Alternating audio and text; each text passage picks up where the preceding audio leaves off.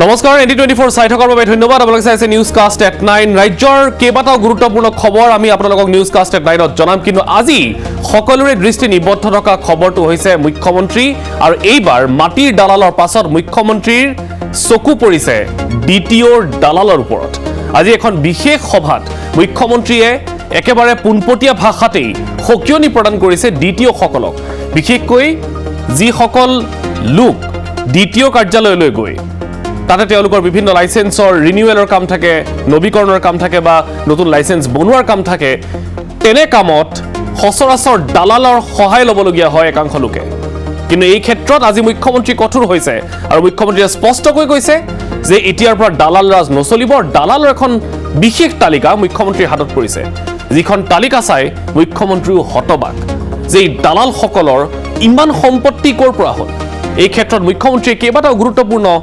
সিদ্ধান্ত লৈছে আৰু লগতে অসমৰ ৰাইজৰ বাবে পূজাৰ অফাৰো ঘোষণা কৰিলে মুখ্যমন্ত্ৰী ডক্টৰ হিমন্ত বিশ্ব শৰ্মাই এই খবৰ জনাম তাৰ সমান্তৰালকৈ ৰাজ্যৰ ৰাজনৈতিক প্ৰেক্ষাপটৰ খবৰ আৰু সমগ্ৰ দেশজুৰি যিটো চৰ্চাৰ বিষয় তিনি বিতৰ্কিত কৃষি আইন সেই কৃষি আইনৰ বিৰোধিতা কৰি আজি ভাৰত বন্ধ আহ্বান কৰিছিল একাংশই সেই ভাৰত বন্ধৰ প্ৰভাৱ কেনেকুৱা সকলো দেখুৱাম নিউজকাষ্ট এট 9ত কিন্তু প্ৰথমতে চাওক আজিৰ নিউজকাষ্ট এট 9ৰ লিড ষ্টৰিজ খবৰ তিনি বিতৰ্কিত কৃষি আইন বাতিলৰ দাবীত সংযুক্ত কিষাণ মোৰ্চাৰ ভাৰত বন্ধৰ মিশ্ৰিত প্ৰভাৱ ঠায়ে ঠায়ে বন্ধ সমৰ্থকৰ বিক্ষোভ অসমৰ বৰাকত ব্যাহত স্বাভাৱিক জীৱন যাত্ৰা মাটি দালালৰ পিছত এইবাৰ পৰিবহণ বিভাগত মুখ্যমন্ত্ৰীৰ ৰঙা চকু ডিটিঅৰ 382 জনীয়া দালালৰ তালিকাত মুখ্যমন্ত্ৰীৰ হাতত অচিৰেই দালালক থপিয়াই অনাৰ হুংকাৰ প্ৰদান কৰিলে মুখ্যমন্ত্ৰী উপনিৰ্বাচনৰ প্ৰাক্ষণত দুফাল হল ৰাইজৰ দল সমৰ্থন প্ৰত্যাহাৰ কৰিলে 70টাকৈ সংগঠনে অখিল গগৈৰ বিৰুদ্ধে সংবিধান অৱমাননা কৰাৰ অভিযোগ ৰাইজৰ দলেও ইয়াৰ প্ৰত্যুত্তৰ প্ৰদান কৰিছে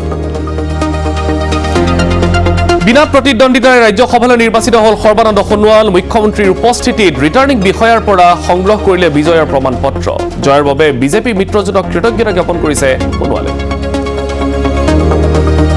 উপনিৰ্বাচনৰ পূৰ্বে পুনৰ পশ্চিমবংগত নিৰ্বাচনী হিংসা ভৱানীপুৰত বিজেপিৰ ৰাষ্ট্ৰীয় উপসভাপতি দিলীপ ঘোষক টিএমচি কৰ্মীৰ আক্ৰমণ সংঘৰ্ষত হতাহত কেইবাগৰাকীও বিজেপি কৰ্মী সমৰ্থক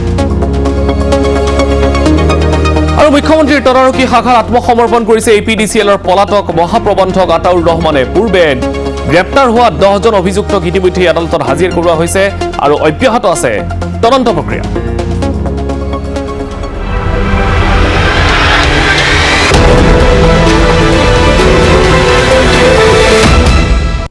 আৰু এই সকলোবোৰ সামৰি আজি নিউজকাষ্ট এট 9 প্ৰথমতে আৰম্ভ কৰিছো দিনটোৰ আটাইতকৈ চৰ্চিত খবৰটোৰ সৈতে দায়িত্ব লোৱাৰ পাছৰ পৰাই বিভিন্ন খণ্ড বিভিন্ন বিভাগত মুখ্যমন্ত্ৰীয়ে অনিয়মৰ বিৰুদ্ধে কঠোৰ অভিযান চলাই আহিছে আৰু ৰাজ্যৰ মুখ্যমন্ত্ৰী ডক্টৰ হিমন্ত বিশ্ব শৰ্মাই এই বিষয়ে নিজেই আগভাগ লৈছে ইতিমধ্যে ৰাজ্যৰ ইমূৰৰ পৰা সিমূৰলৈ মাটিৰ দালালৰ বিৰুদ্ধে আৰক্ষীয়ে দিনে নিশাই অভিযান চলাই আহিছে জালত পৰিছে শ শ দালাল গ্ৰেপ্তাৰ কৰিছে 5 শতাধিক মাটিৰ দালালক কিন্তু মাটিৰ পিছত এইবাৰ মুখ্যমন্ত্ৰীৰ চকু পৰিছে পৰিবহণ কাৰ্যালয়ত এইবাৰ পাল ডিটিঅৰ কাৰ্যালয়ৰ দালাল বিলাকৰ মুখ্যমন্ত্ৰীৰ হাতত পৰিছে ডিটিঅ কাৰ্যালয়ৰ 382টা দালালৰ নাম আৰু ঠিকনা ডিটিঅ কাৰ্যালয়ৰ দালালৰ অগাধ সম্পত্তি দেখি হতবাক হৈ পৰিলে মুখ্যমন্ত্ৰী ডক্টৰ হিমন্ত বিশ্ব শৰ্মা ডিটিঅৰ দালালক উদ্দেশ্যি মুখ্যমন্ত্ৰীয়ে দিলে আন এক সকিয়নি আনকি দালালক থপিয়াই অনাৰো হুংকাৰ প্ৰদান কৰিছে মুখ্যমন্ত্ৰী ডক্টৰ হিমন্ত বিশ্ব শৰ্মাই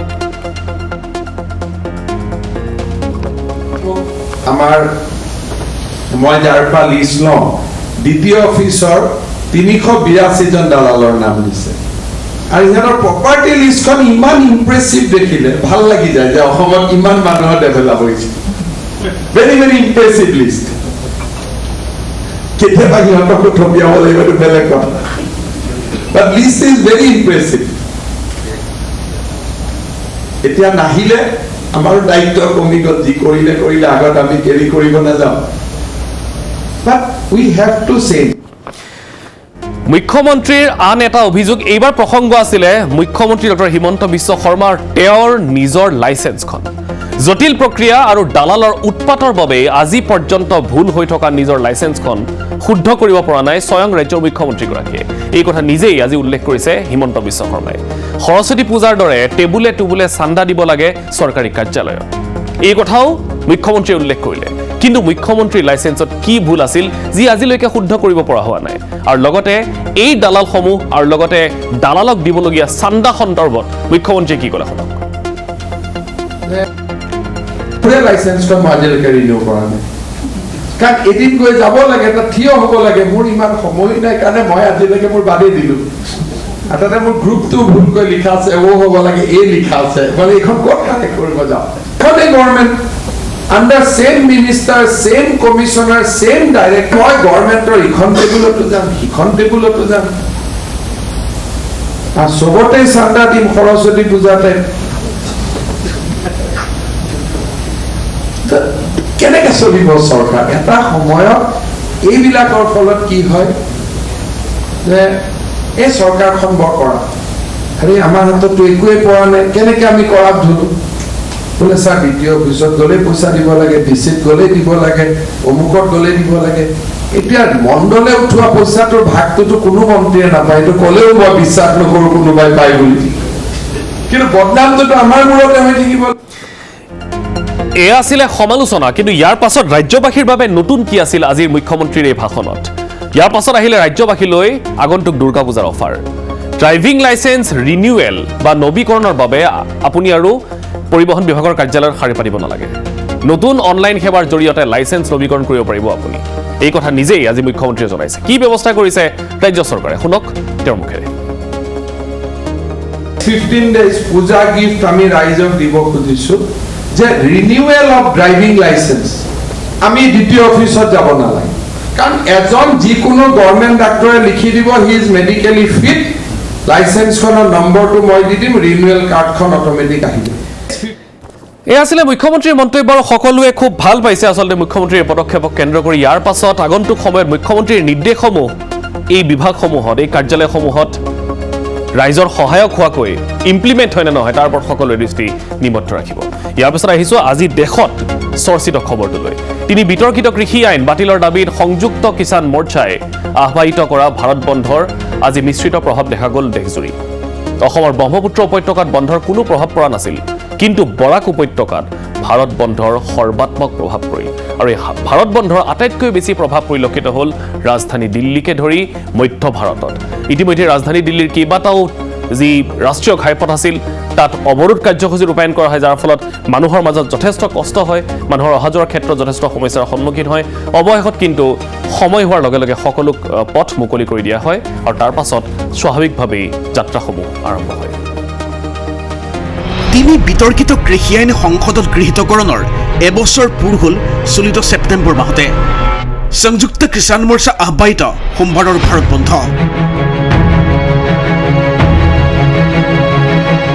কৃষক আন্দোলনে 10 মাহ অতিক্ৰম কৰা গাজীপুৰ সীমান্ত এয়া ভাৰত বন্ধ সফল কৰাৰ বাবে পুৱাতে দেশবাসীলৈ আহ্বান সংযুক্ত কিষাণ মৰ্চাৰ নেতা ৰাকেশ টিকাইটৰ पूरी सरकार फेल हुई है किसानों के लिए आलू का किसान बर्बाद हुआ एमएसपी पे खरीद नहीं होती ये सारी चीजें पूर्ण रूप से रोजगार के मोर्चे पे सरकार फेल हुई है গাজীপুৰতে ভাৰত বন্ধ উপলক্ষে আয়োজন কৰা বিক্ষোভ কাৰ্যসূচীত ভাগ লয় যোগেন্দ্ৰ যাদৱেও सरकार अंदर से हिली हुई है ऊपर से ऐसा नाटक करती है कि उसे पता नहीं लग रहा किसान ने कर ली मुट्ठी बंद हम करेंगे भारत बंद হাৰিয়ানাৰ কাৰ্ণাল ৰোহতাক পঞ্জাবৰ অমৃতসৰ আদিত ভাৰত বন্ধ সফল কৰাৰ লক্ষ্যৰে পুৱাতে ৰাজপথলৈ ওলাই আহিল বন্ধ সমৰ্থকৰ দল বিভিন্ন স্থানত পথ বন্ধ কৰি ভাৰত বন্ধ সফল কৰাৰ প্ৰয়াস चक्का चक्का जाम रहेगा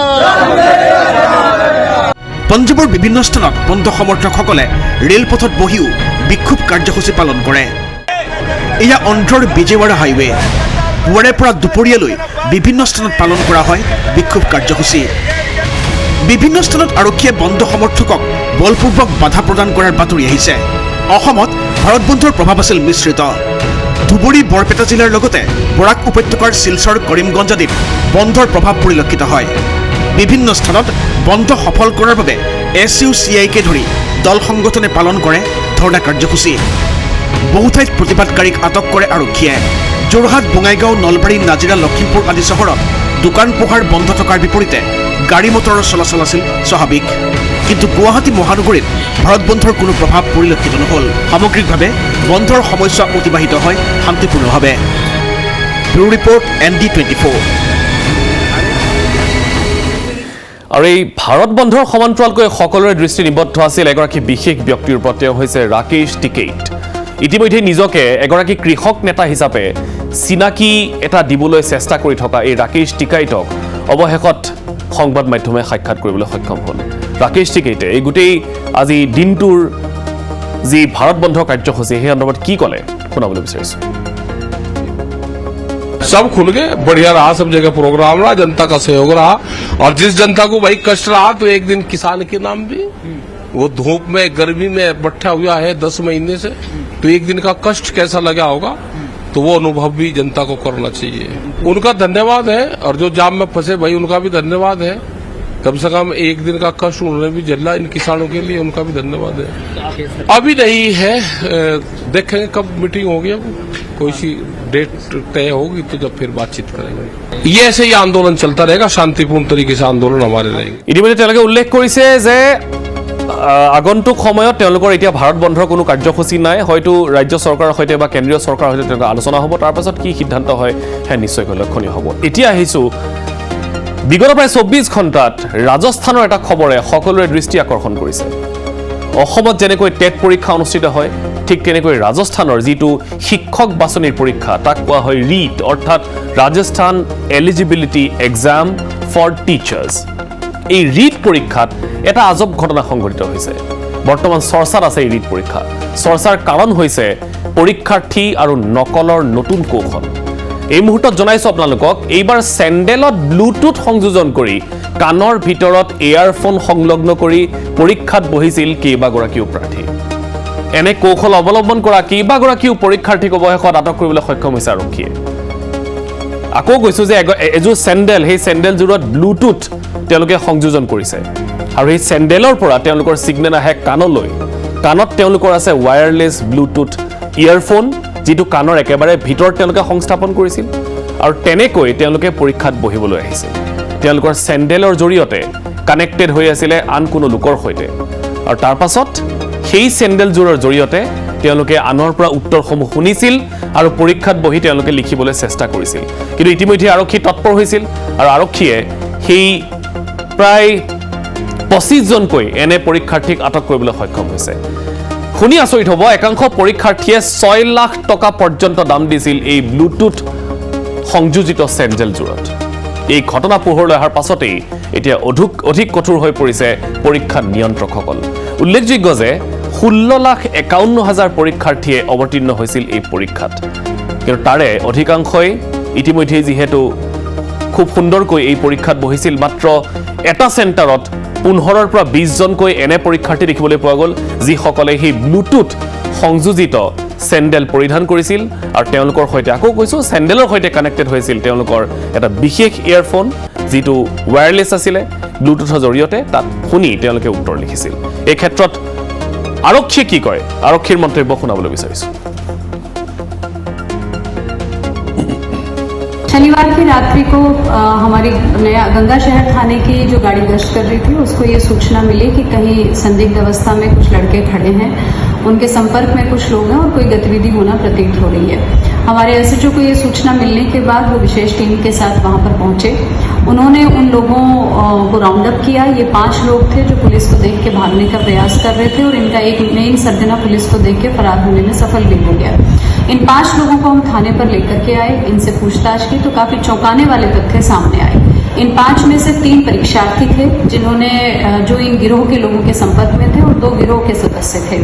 इन लोगों का मोडस ऑपरेंडी ये था कि ये स्लीपर्स के अंदर, जो पैरों में स्लीपर्स पहनते हैं, उनके अंदर एक डिवाइस फिट करके और उस डिवाइस में सिम डाल के, जो सिम और जो डिवाइस है वो बाहर के फोन से कनेक्टेड था, और उसी से एडजॉइनिंग एक ब्लूटूथ बग जो कान में अभ्यर्थी के फिट किया जाता था, इस पूरी टेक्निकल प्रिपरेशन के साथ इन परीक्षार्थियों को उपलब्ध करा रहे थे। इस स्लीपर की कीमत ये एक परीक्षार्थी से 6 से 7 लाख रुपए ले रहे थे, जो चेक के माध्यम से, कैश, एडवांस और कुछ काम हो जाने के बाद इस तरह के कंडीशंस में ये लोग काम कर रहे थे। जानकारी में ये आया है कि ये लोग इस तरह के स्लीपर्स दिल्ली से तैयार करवा के लेकर के आए हैं।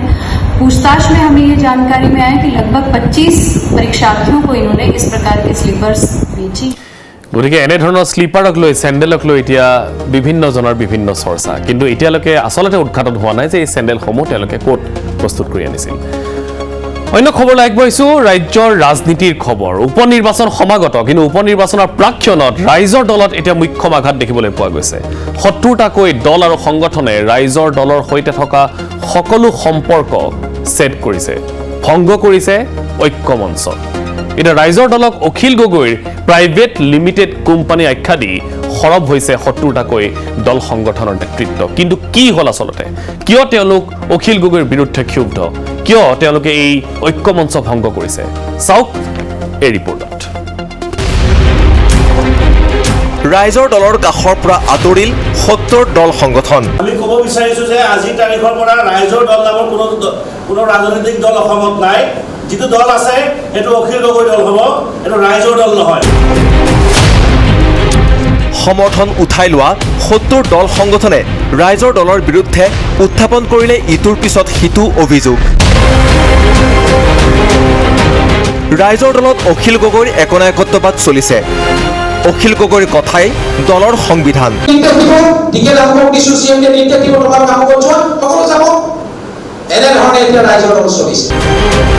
প্ৰাইভেট লিমিটেড কোম্পানীত পৰিণত হৈছে ৰাইজৰ দল। কোম্পানীৰ CMD হৈছে অখিল গগৈ। ৰাইজৰ দলৰ প্ৰতি সমৰ্থন প্ৰত্যাহাৰ ঘোষণা কৰি সংবাদমেলত সৰব ৭০ দল সংগঠন। যে এজন ব্যক্তিকেন্দ্ৰিক যেনেধৰণে CMD যেনেধৰণে কাম চলাই এটা কোম্পানীত, ঠিক তেনেধৰণে বৰ্তমান সময়ত ৰাইজৰ দল চলি আছে। গতিকে ইয়াত আৰু ৰাজনৈতিক দল হিচাপে কোনো ধৰণৰ চলি থকা নাই। যেতিয়া আমি এটাই অনুৰোধ জনাম যে ৰাইজৰ দলটো যিহেতু ভাগি গ'ল, এতিয়া Akhil Gogoi private company limited company হিচাপে ৰেজিষ্টাৰ কৰি লৈ কাম চলালেই ভাল হ'ব। জনতাৰ স্বাৰ্থৰ প্ৰতি নহয়, ব্যক্তি স্বাৰ্থকহে গুৰুত্ব দিয়ে ৰাইজৰ দলে। ৰাজনৈতিকভাৱে অপৰিপক্ক ৰাইজৰ দলৰ ভিতৰচৰাত চলিছে কন্দল। ৭০ সংগঠনৰ সৈতে হোৱা নাই কোনো ধৰণৰ আলোচনা। ৭০ সংগঠনৰ সৈতে আলোচনা নকৰাকৈয়ে অখিল গগৈৰ মুখৰ কথাই হৈছেগৈ সিদ্ধান্ত।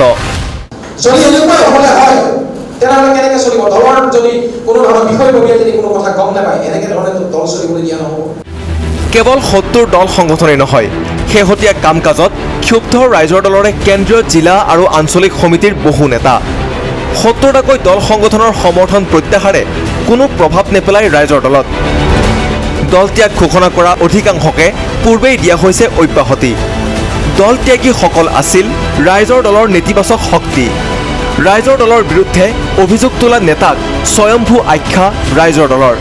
সঁচাকৈ ক'ব বিচাৰিছোঁ, আমি অতি সুখী, পৰম সুখী হৈছোঁ আজিৰ দিনটোত। কাৰণ যিগৰাকী ব্যক্তিয়ে আজি দলৰ পৰা পদত্যাগ কৰিছে, তেখেতসকল দীৰ্ঘদিন ধৰি আমাৰ দলীয় কাম কাজত নিষ্ক্ৰিয় আছিল। আমাৰ যিবিলাক দলীয় বৈঠক আছিল, দলীয় বৈঠকত তেখেতসকল অনুপস্থিত আছিল। আৰু আমি ৰাইজৰ দলে তেখেতসকলক আমাৰ দলৰ নেতিবাচক শক্তি হিচাপে চিহ্নিত কৰিছিলোঁ।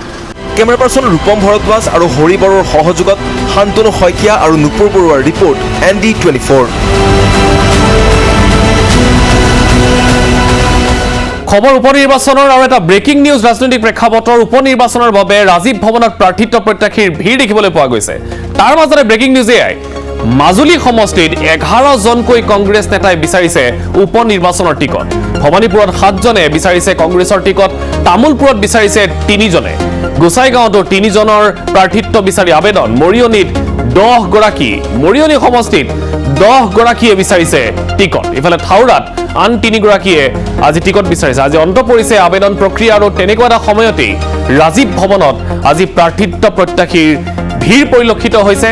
ইতিমধ্যে আমি জনাইছো যে কোনটো সমষ্টিত কিমানজন প্ৰাৰ্থীয়ে ইতিমধ্যেই তেওঁলোকে টিকট দাবী কৰিছে, কিন্তু আটাইতকৈ বেছি হৈছে মাজুলীত। মাজুলীত 11জনকৈ প্ৰাৰ্থিত্ব প্ৰত্যাশীয়ে টিকট বিচাৰিছে, মৰিয়নীত 10জনে বিচাৰিছে, আৰু আন সমষ্টিসমূহত 2ৰ পৰা 3, ক'ৰবাত 4জনেও টিকট বিচাৰিছে।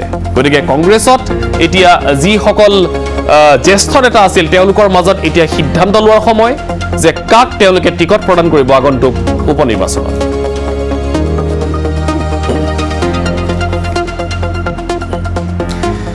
এইদৰে আগন্তুক উপনিৰ্বাচনক কেন্দ্ৰ কৰি প্ৰতিটো দল তৎপৰ হৈছে ৰাজনৈতিক খবৰ তেওঁলোকে লৈ আছে বিভিন্ন ৰাজনৈতিক দলৰ মাজত চলিছে আক্ৰমণ প্ৰত্যাক্ৰমণ নেতাসকলৰ দাবী আৰু ঘোষণাই আকৰ্ষণীয় কৰি তুলিছে নিৰ্বাচনী প্ৰেক্ষাপটটো 6টা সমষ্টিয়েই দখল কৰাৰ দাবীও উত্থাপন কৰিছে শাসক অথবা বিৰোধী উভয় পক্ষই আজি বিজেপিৰ ৰাজ্যিক সভাপতি ভৱেশ কলিতাই দাবী উত্থাপন কৰিছে আকৌ এবাৰ যে 100% 6টা সমষ্টিতেই বিজেপিৰ জয় নিশ্চিত নিৰ্বাচন কুচকাৱাজটো চলি আছে আপোনালোক সকলো অৱগত খুব ভাল ৰিজাল্ট হ'ব 6টা বিধানসভা সমষ্টিত আমাৰ উপ নিৰ্বাচন হ'বলৈ গৈ আছে 6টা মানে সমষ্টিতে আমাৰ ভাৰতীয় জনতা পাৰ্টীৰ আমাৰ যি মিত্ৰ গোষ্ঠী আছে বিপুল ভোটত জয়যুক্ত হ'বলৈ সক্ষম হ'ব ইতিমধ্যে মই যোৱাকালি থাওৰাত গৈছিলোঁ খুব ভাল পৰিৱেশ প্ৰায় 10,000 ব্যক্তিয়ে কালি যোগদান কৰিছে ঠিক তেনেদৰে মৰিয়নীত গৈছোঁ মৰিয়নীতো খুব ভাল পৰিৱেশ তাৰ আগৰ দিনাখন মই ভৱানীপুৰত গৈছিলোঁ তাত উৎসাহ উদ্দীপনা কমপ্লিট বেলেগ তাৰপিছত মই তামোলপুৰতো গৈছিলোঁ তাতো ভাল দেখিছোঁ এতিয়া গোসাইগাঁও আৰু মই গোসাইগাঁও আৰু মাজুলী যাব আছে তাত যিটো আভাস পাইছোঁ তাৰ যিটো পৰিৱেশ পাইছোঁ নিশ্চিতভাৱে আটাইকেইটা সমষ্টি ভাৰতীয় জনতা পাৰ্টি আৰু মিত্ৰ গোষ্ঠী বিপুল ভোটত এয়া আছিলে বিজেপি আৰু বিজেপি কনফিডেন্ট যে তেওঁলোকে 6টা সমষ্টিতেই বিজয় সাব্যস্ত কৰিব খুব হাঁহি হাঁহি এই কথা নিজেই স্বীকাৰ কৰিছে বিজেপিৰ ৰাজ্যিক সভাপতিগৰাকীয়ে ইফালে কংগ্ৰেছ আৰু বিৰোধী শিবিৰ তেওঁলোকৰ তৎপৰতা কেনেকুৱা বিজেপি আৰু AUDFৰ সমালোচনাত আজি সৰব হৈছে প্ৰদেশ কংগ্ৰেছৰ সভাপতি ভূপেন বৰাৰ মতে কংগ্ৰেছ আৰু AUDFৰ এই মিতিৰালিৰ বাবে বিৰোধী পক্ষটোৱে পূৰ্বে যথেষ্ট সমস্যাৰ সন্মুখীন হৈছিল কিন্তু এতিয়া AUDFে বিজেপিৰ কাষ চাপিছে যাৰ ফল পাব কংগ্ৰেছে মাজুলীত এইবাৰ 10 গৰাকীকৈ প্ৰাৰ্থীয়ে ইতিমধ্যে 11 গৰাকী প্ৰাৰ্থীয়ে টিকট বিচাৰিছে কংগ্ৰেছৰ তৰফৰ পৰা গতিকে মাজুলীত প্ৰত্যাশীৰ এই ভিৰ দেখি স্বাভাৱিকতে উৎসাহিত হৈছে দলটোৰ জ্যেষ্ঠ নেতা অপূৰ্ব ভট্টাচাৰ্য দুয়োগৰাকী কি ক'লে শুনাব বিচাৰিছোঁ AUDF আৰু হিমন্ত বিশ্ব শৰ্মাই এটা মুদ্ৰা ৰিপিটি ইলেকশ্যনৰ আগত ভোটৰ কথা ইলেকশ্যনৰ পাছত নোটৰ কথা ইলেকশ্যনৰ আগত ভোট লাগে ইলেকশ্যনৰ পাছত নোট লাগে বহুতে ভাবিছিল যে মাজুলীত চাগে কংগ্ৰেছ দলৰ প্ৰাৰ্থীয়ে নহ'ব আমি এতিয়া বৰ আনন্দিত যে 10 গৰাকী ইতিমধ্যে প্ৰাৰ্থীৰ প্ৰত্যাশী আমাৰ মাজত ওলাইছে এয়া আছিলে কংগ্ৰেছ শিবিৰৰ কথা ৰাজ্যৰ ৰাজনীতিত বিৰোধী দলসমূহে অস্তিত্ব ৰক্ষাৰ সংগ্ৰাম কৰি আছে সেইটো সকলোৱে জানে তাৰ মাজতে বিজেপিয়ে আকৌ ভৱিষ্যতৰ ৰূপৰেখা প্ৰস্তুত কৰিছে ইতিমধ্যে কাৰ্যনিৰ্বাহক হৈ গ'ল কাৰ্যনিৰ্বাহকত কিন্তু কেনেধৰণৰ সিদ্ধান্ত গ্ৰহণ কৰা হ'ল ইয়াক লৈ সকলো সন্দেহ নাছিলে দলৰ সাংগঠনিক ভেটি সুদৃঢ় কৰিবলৈ সময় নিৰ্ধাৰিত কাৰ্যসূচী গ্ৰহণ কৰিছে ৰাজ্যৰ শাসকীয় দলটোৱে অৰ্থাৎ আগন্তুক প্ৰায় এটা বছৰত তেওঁলোকে কেনেধৰণৰ কাৰ্যকলাপ কৰিব ক'ত কাক কি দায়িত্ব দিয়া হৈছে কেনেকৈ তেওঁলোকৰ বুথ লেভেলসমূহ আগবাঢ়িব এই সকলোবোৰ কাৰ্যনিৰ্বাহকত তেওঁলোকে আলোচনা কৰিছে আৰু তাৰ পাছত আজি এটা এটাকৈ প্ৰকাশ কৰিছে কি ৰাজ্যৰ ৰাজনীতিৰ আটাইতকৈ ডাঙৰ শক্তি বিজেপি বৰ্তমান চৰকাৰৰ তেওঁলোকৰ ৰণনীতি কেনেকুৱা আগন্তুক এটা বৰ্ষত তেওঁলোকৰ কি কি কাৰ্যসূচী আছে এই সকলোবোৰ সামৰি এটা বিশেষ ৰিপৰ্ট আগবঢ়াইছোঁ ৰাজ্যৰ ৰাজনীতিত সৰ্বগ্ৰাসীৰ ৰূপত বিজেপি শাসকীয় দলটোৰ গ্ৰাসত দিগবিদিক হেৰুৱাই অস্তিত্ব ৰক্ষাৰ যুঁজত নামিছে বিৰোধী শিবিৰ এই সুযোগতে দলৰ সাংগঠনিক ভেটি অধিক সুদৃঢ় কৰিবলৈ ভৱিষ্যতৰ এলানি ৰূপৰেখা প্ৰস্তুত কৰিছে বিজেপিয়ে 22 আৰু 23 ছেপ্টেম্বৰত উত্তৰ গুৱাহাটীত অনুষ্ঠিত হৈছিল বিজেপিৰ ৰাজ্যিক কাৰ্যনিৰ্বাহক সভা কাৰ্যনিৰ্বাহকত বিজেপিয়ে প্ৰস্তুত কৰে ভৱিষ্যতৰ ৰণনীতি সভাৰ সিদ্ধান্ত মৰ্মে 26 ছেপ্টেম্বৰৰ পৰা দলটোৱে আৰম্ভ কৰিছে বুথ সমিতিসমূহ পুনৰ গঠন প্ৰক্ৰিয়া 30 ছেপ্টেম্বৰৰ ভিতৰত সম্পূৰ্ণ কৰিব লাগিব এই প্ৰক্ৰিয়া 1 পৰা 7 অক্টোবৰৰ ভিতৰত সম্পূৰ্ণ কৰিব মণ্ডল সমিতিসমূহৰ পুনৰ গঠন প্ৰক্ৰিয়া জিলা প্ৰভাৰীসকলে সংশ্লিষ্ট জিলাৰ সভাপতিৰে আলোচনা কৰি সম্পন্ন কৰিব এই প্ৰক্ৰিয়া 9 অক্টোবৰত প্ৰতিখন জিলা সমিতিয়ে আয়োজন কৰিব কাৰ্যনিৰ্বাহক সভা 22 অক্টোবৰত বিজেপিৰ 499খন মণ্ডল সমিতিয়ে কাৰ্যনিৰ্বাহক সভাৰ আয়োজন কৰিব সভাসমূহত উপস্থিত থাকিব দলৰ মন্ত্ৰী বিধায়ক আৰু ৰাজ্যিক পৰ্যায়ৰ নেতা 26 অক্টোবৰৰ পৰা বিজেপি নেতা কৰ্মীক জিলাভিত্তিক প্ৰশিক্ষণ এই প্ৰশিক্ষণ প্ৰক্ৰিয়া চলিব নৱেম্বৰলৈ 25 ডিচেম্বৰত বিজেপিয়ে আয়োজন কৰিব গ্ৰাম্য খেল প্ৰতিযোগিতা ইয়াৰ দায়িত্ব দিয়া হৈছে যুৱ মৰ্চাক 26 ডিচেম্বৰৰ পৰা 6 এপ্ৰিলৰ ভিতৰত পৃষ্ঠা প্ৰমুখ নিযুক্তি প্ৰক্ৰিয়া সম্পূৰ্ণ কৰিব বিজেপিয়ে। ইয়াৰ উপৰিও কাৰ্যনিৰ্বাহক সভাত বিজেপিয়ে গ্ৰহণ কৰিছে আন কেতবোৰ গুৰুত্বপূৰ্ণ প্ৰস্তাৱ। প্ৰতিমাহৰ দ্বিতীয় বুধবাৰে অনুষ্ঠিত হ'ব ৰাজ্যিক বিষয়ববীয়াৰ সভা। ৰাজ্যৰ মফচলীয়া চহৰসমূহত অনুষ্ঠিত হ'ব এই সভা। প্ৰতিমাহৰ তৃতীয় সপ্তাহত অনুষ্ঠিত হ'ব জিলাসমূহৰ বিষয়ববীয়া সভা। প্ৰতিমাহে অনুষ্ঠিত হ'ব শক্তি কেন্দ্ৰসমূহৰ বৈঠক। দলৰ 21টা কোষক অধিক সক্ৰিয় কৰিবলৈ তত্ত্বাৱধায়ক হিচাপে নিযুক্তি দিয়া হৈছে মনোজ বৰুৱাক। নিগম নিকায়সমূহৰ তত্ত্বাৱধায়কৰ দায়িত্ব অৰ্পণ কৰা হৈছে বিজয় কুমাৰ গুপ্তাক। আনহাতে প্ৰতিটো মণ্ডলৰ স্থায়ী কাৰ্যালয় নিৰ্মাণৰ বাবে পৰিকল্পনা গ্ৰহণ কৰিছে বিজেপিয়ে। উল্লেখযোগ্য যে 3 মাহ পাছত ডিফুত অনুষ্ঠিত হ'ব বিজেপিৰ পৰৱৰ্তী ৰাজ্যিক কাৰ্যনিৰ্বাহক সভা। Bureau report ND24। আৰু এতিয়া আহিছো ৰাজ্যজুৰি আন এটা চৰ্চিত খবৰলৈ। ভাৰতীয় খাদ্য সুৰক্ষা আৰু পৰিমাপক প্ৰাধিকৰণ চমুকৈ FSSAI। এই FSSAI সাময়িকভাৱে বাতিল কৰিছে ধৰমপাল আৰু সত্যপালৰ অনুজ্ঞাপত্ৰ। ধৰমপাল সত্যপালৰ পান মছলা ৰজনীগন্ধাত মাৰাত্মক মেগনেছিয়াম কাৰ্বনেট ধৰা পৰাৰ পাছতেই এই পদক্ষেপ গ্ৰহণ কৰিছে FSSAI। কিন্তু এনে এটা জনস্বাস্থ্য জড়িত প্ৰসংগক গোপনে ৰখাৰ কিয় প্ৰয়াস কৰিছিল FSSAI? ইয়াক লৈ কিন্তু এটা মানুহৰ মাজত সন্দেহৰ অৱতাৰণা ঘটিছে।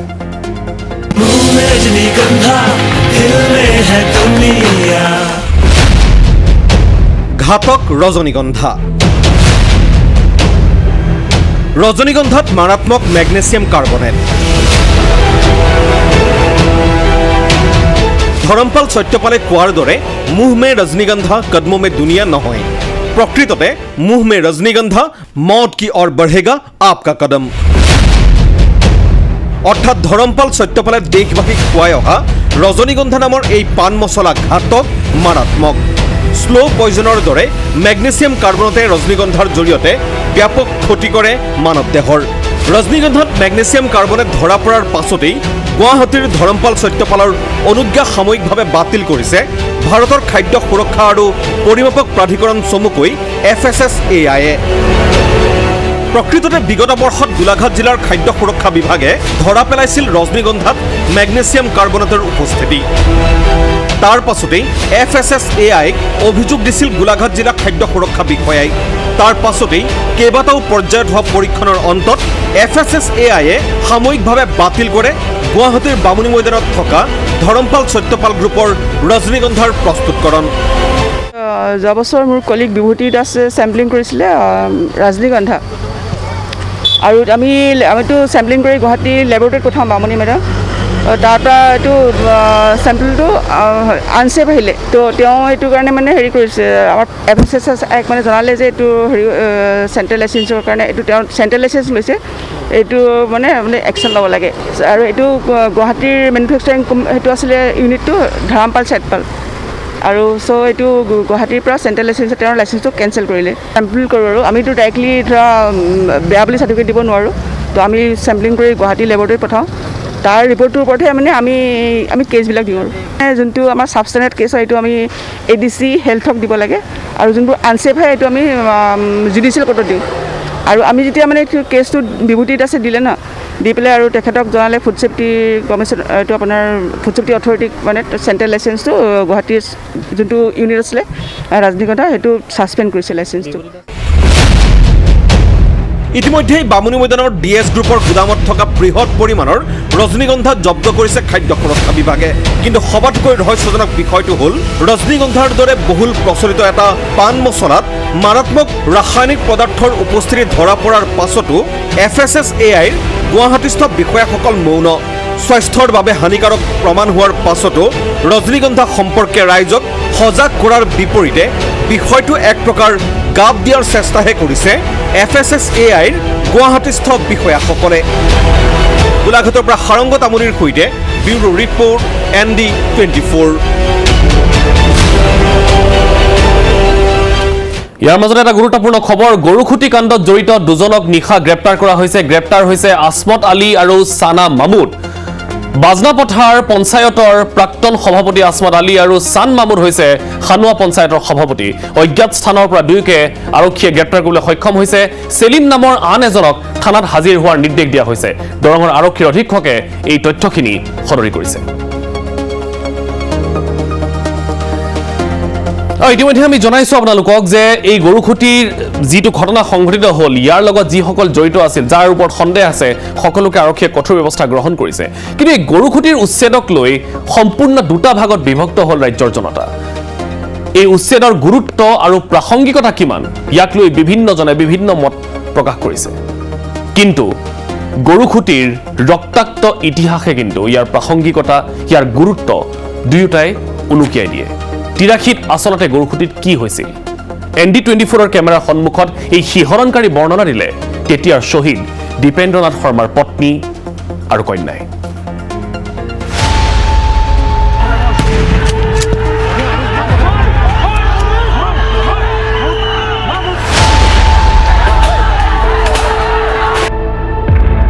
চুলি একমুঠি হাতত আছে, তেওঁক এনেকৈ কুচিয়া মাৰা দি মানে জোং মাৰি দিছে আৰু জাল মাৰি দিছে। মাৰাৰ লগে লগে তেওঁ পৰি গৈছে। মই একচুৱেলি মোৰ দেউতাক দেখাই নাপালোঁ। যেতিয়া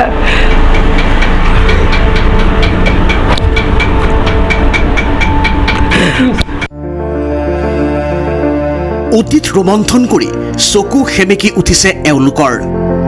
চকুৰ সন্মুখতেই এজাক উন্মাদৰ বৰ্বৰতাৰ বলি হৈ মৃত্যুক সাৱটিছিল আপোনজনে। বুকুত এতিয়াও উমি উমি জ্বলি আছে সেই জুইকুৰা। সেয়া 83ৰ জুই। উচ্ছেদৰ বাবে আজি অশান্ত হৈ পৰা সেই গৰুখুটি তেতিয়াই ৰাঙলী হৈছিল খিলঞ্জীয়া অসমীয়াৰ কেঁচা তেজেৰে। একাংশ সন্দেহযুক্ত নাগৰিকৰ বৰ্বৰ আক্ৰমণত মৃত্যুক সাৱটিছিল 8জনকৈ অসমীয়াই। সেয়া আছিল 1983 চনৰ 15 ফেব্ৰুৱাৰী। সেই শ্বহীদসকলৰ অন্যতম আছিল তেতিয়াৰ আছু নেতা প্ৰাক্তন মন্ত্ৰী জয়নাথ শৰ্মাৰ ভাতৃ দীপেন্দ্ৰনাথ শৰ্মা। আৰু এয়া দীপেন্দ্ৰনাথ শৰ্মাৰ পত্নী আৰু একমাত্ৰ কন্যা। গৰুখুটিৰ ৰক্তৰঞ্জিত অতীতে আজিও আমনি কৰে এই পৰিয়ালটোক। ND24ৰ আগত সেই ভয়াৱহ স্মৃতি সোঁৱৰিলে পত্নী সৰস্বতী দেৱীয়ে। মই থাকিলোঁ ঘৰত। তেতিয়া মই চিন্তা কৰিলোঁ যে মোৰ স্বামী যে তাত যে গৈছে মই একো গমেই নাপাওঁ। সন্ধিয়া দেখিছোঁ যে একদম ডাঙৰ ঘটনা হৈছে, মানে জ্বলাই দিছে, ঘৰ দুৱাৰ জ্বলাই দিছে। এনে সময়তে মোৰো মানে 5 মাহ গৰ্ভত মাইনা আছে, মানে মোৰ ক'তো ওলাব পৰা নাই। ছাত্ৰ সন্থাৰ ল'ৰাই তেওঁৰ ডেড বডিটো লৈ আহিছে। ডেড বডিটো লৈ আহোঁতে যেতিয়া মোক সংস্কাৰ কৰিব লৈ গ'ল, চুলি একমুঠি হাতত আছে আৰু মাথাৰ পিছফালেদি মানে এই জোঙেৰে মানে তেওঁক এনেকৈ কুচিয়া মাৰা দি মানে জোং মাৰি দিছে। এক জোঙতে তাৰমানে তেওঁ আৰু জাল মাৰি দিছে। মাৰাৰ লগে লগে তেওঁ পৰি গৈছে। পিতৃ দয়া শৰ্মাক কাহানিও দেখা নাছিল কন্যা অংকুমণিয়ে, কিয়নো দীপেন্দ্ৰনাথ শৰ্মাৰ মৃত্যুৰ সময়তে তেখেতৰ পত্নী আছিল অন্তঃসত্ত্বা। পিতৃৰ মৃত্যুৰ 4 মাহ পাছতহে জন্ম হৈছিল অংকুমণিৰ। সেয়েহে পিতৃৰ কথা সোঁৱৰিবলৈ শব্দ নাই অংকুমণিৰ মনত। মই একচুৱেলি মোৰ দেউতাক দেখাই নাপালোঁ। যেতিয়া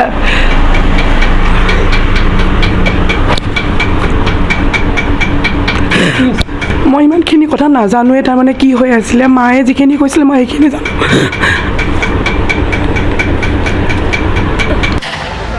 গৰুখুটিত উচ্ছেদ হওক, মুকলি হওক প্ৰস্তাৱিত কৃষি প্ৰকল্পৰ ভূমি। কৃষি প্ৰকল্পৰ ভূমিত উচ্ছেদ অভিযান সফল হ'লে শান্তি পাব শ্বহীদসকলে, শান্তি পাব শ্বহীদ পৰিয়ালে। এই মন্তব্য শ্বহীদ দীপেন্দ্ৰনাথ শৰ্মাৰ কন্যাৰ।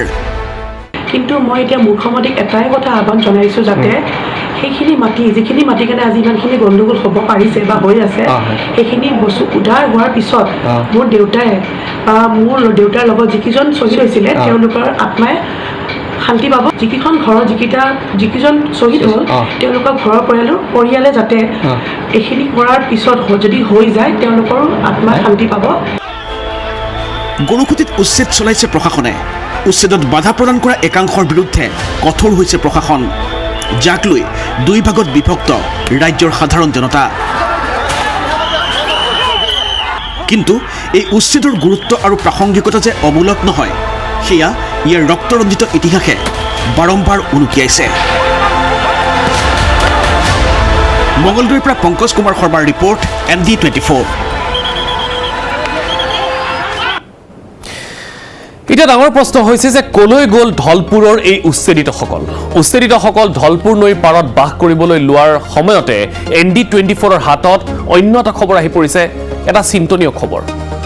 এইবাৰ গৰুখুটি তেওঁলোকে এৰিলে, এইবাৰ ধলপুৰৰ উচ্ছেদকাৰীয়ে দখল কৰিবলৈ আগবাঢ়িছে ওৰাং ৰাষ্ট্ৰীয় উদ্যান। আৰু এই সন্দৰ্ভত আমাৰ হাতত আছে কিছু এক্সক্লুচিভ তথ্য।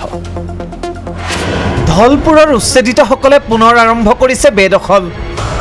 এইবাৰ বেদখলকাৰীৰ টাৰ্গেট ওৰাং ৰাষ্ট্ৰীয় উদ্যান। ND24ৰ হাতত বেদখলকাৰীৰ দৃশ্য এক্সক্লুচিভ। গৰুখুটিৰ ধলপুৰত উচ্ছেদৰ পাছতে সকলোৰে মনত প্ৰশ্ন আছিল যে কলৈ গ'ল উচ্ছেদিতসকল। ইতিমধ্যে ND24ৰে আপোনালোকক দেখুৱাইছে ধলপুৰ নৈৰ পাৰত কেনেদৰে চৰকাৰী অনুমতি সাপেক্ষে বসতি আৰম্ভ কৰিছে উচ্ছেদিতসকলে। কিন্তু এইবাৰ আমাৰ হাতত পৰিছে কেতবোৰ নতুন তথ্য। ধলপুৰৰ পাছত এইবাৰ বেদখলকাৰীৰ নতুন টাৰ্গেট ওৰাং ৰাষ্ট্ৰীয় উদ্যান। আৰু এয়া সেই দৃশ্য।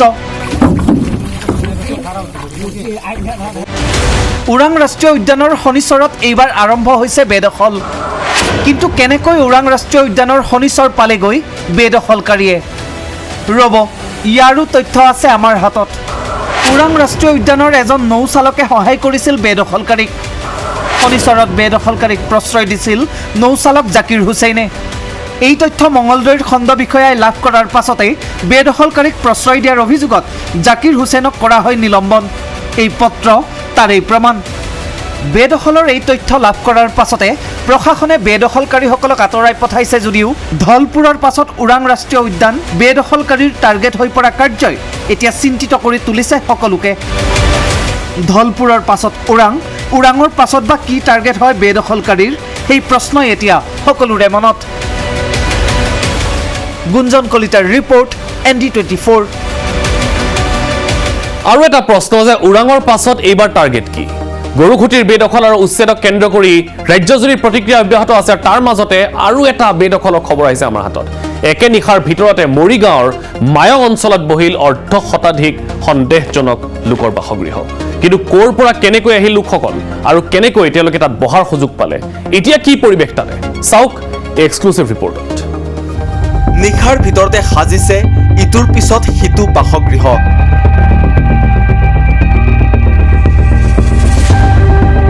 এমাহতে শ শ লোকেৰে ভৰি পৰিল মৰিগাঁও মায়ঙৰ ঔগুৰি চাপৰি। একাংশ সন্দেহজনক লোকে এইদৰেই ঘৰ সাজিছে মায়ঙৰ ঔগুৰি চাপৰিত। কেৱল ঘৰ সজাই নহয়, শ শ বিঘা ভূমি দখল কৰি খেতিৰ কামো আৰম্ভ কৰিছে। নিশাৰ ভিতৰতে ক'ৰ পৰা আহিল এইসকল লোক? 17টা বাসগৃহ থকা ঔগুৰি চাপৰিত এমাহতে বাঢ়িল 57টালৈ। এতিয়া তেতিয়া আমি তেওঁলোকৰ আছিলে 17 ঘৰ মানুহ। তেওঁলোকে 17 ঘৰ মানুহে আমাক কৈছিলে, আমাৰ সেইখিনি ভিডিঅ' আছিলে, তেওঁলোকে 17 ঘৰ মানুহ আছে। এতিয়া আপোনাৰ 57 ঘৰ। কিমান দিনৰ মূৰত হৈছে এইটো আপোনাৰ ধৰক আপুনি আজিৰ পৰা 1-1.5 মাহ আগত তাৰমানে। বেদখলকাৰীৰ সৈতে প্ৰায়ে সংঘাতৰ সৃষ্টি হয় স্থানীয় লোকৰ। ঔগুৰিৰ স্থানীয় লোকে গৰু মহৰ চৰণীয়া পথাৰ হিচাপে ৰখা ভূমি বলপূৰ্বক দখল কৰিছে সন্দেহজনক লোকে। মিলা মিলিকে আমি সেইটো কৰি দিছিলোঁ, যা তহঁতে যেতিয়া এনেকৈ আমি কাজিয়া পেচাল নকৰোঁ। কিন্তু তেওঁলোকে এতিয়া কি কৰিছে, আমাৰ গোটেই মাটিখিনি আকৌ ইফালে আহি মোটামুটি এতিয়া ধৰক আপোনাৰ 22 মিটাৰমান বাদ দিছে আৰু বাকীখিনিত আহি ঘৰে বনায়। অৱশেষত স্থানীয় লোকৰ অভিযোগৰ ভিত্তিত বেদখলকৃত অঞ্চল পৰিদৰ্শনৰ বাবে আহি হতবাক মায়ং ৰাজচক্ৰ বিষয়াও। এনেদৰে এতিয়া চৰাবাৰী পৰিত্যক্ত ভূমি চৰণীয়া পথাৰ বেদখলত নামিছে একাংশ সন্দেহজনক লোক। শীঘ্ৰে ঔগুৰি চাপৰি বেদখল মুক্ত কৰিবলৈ আহ্বান জনাইছে মায়ংবাসীয়ে। মায়ঙৰ পৰা মৃদুল কুমাৰ ডেকাৰ ৰিপৰ্ট ND24।